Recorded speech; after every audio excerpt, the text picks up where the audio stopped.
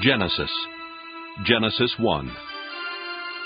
In the beginning, when God created the heavens and the earth was a formless void, and darkness covered the face of the deep, while a wind from God swept over the face of the waters. Then God said, "Let there be light." And there was light. And God saw that the light was good. And God separated the light from the darkness. God called the light day, and the darkness He called night. And there was evening, and there was morning, the first day. And God said, "Let there be a dome in the midst of the waters, and let it separate the waters from the waters." So God made the dome, and separated the waters that were under the dome from the waters that were above the dome. And it was so. God called the dome sky. And there was evening, and there was morning, the second day. And God said, "Let the waters under the sky be gathered together into one place, and let the dry land appear." And it was so. God called the dry land earth, and the waters that were gathered together He called seas. And God saw that it was good.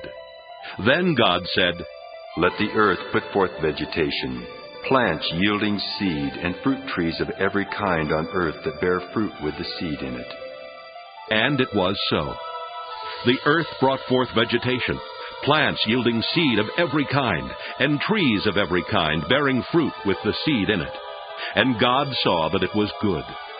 And there was evening, and there was morning, the third day. And God said, "Let there be lights in the dome of the sky to separate the day from the night, and let them be for signs and for seasons and for days and years. And let them be lights in the dome of the sky to give light upon the earth." And it was so.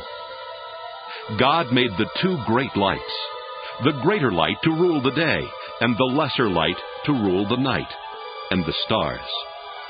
God set them in the dome of the sky to give light upon the earth, to rule over the day and over the night, and to separate the light from the darkness. And God saw that it was good.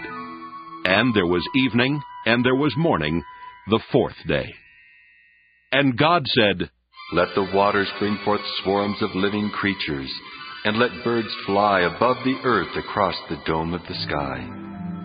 So God created the great sea monsters, and every living creature that moves of every kind, with which the waters swarm, and every winged bird of every kind. And God saw that it was good. God blessed them, saying, "Be fruitful and multiply, and fill the waters in the seas, and let birds multiply on the earth." And there was evening, and there was morning, the fifth day. And God said, "Let the earth bring forth living creatures of every kind, cattle and creeping things, and wild animals of the earth of every kind." And it was so. God made the wild animals of the earth of every kind, and the cattle of every kind, and everything that creeps upon the ground of every kind. And God saw that it was good.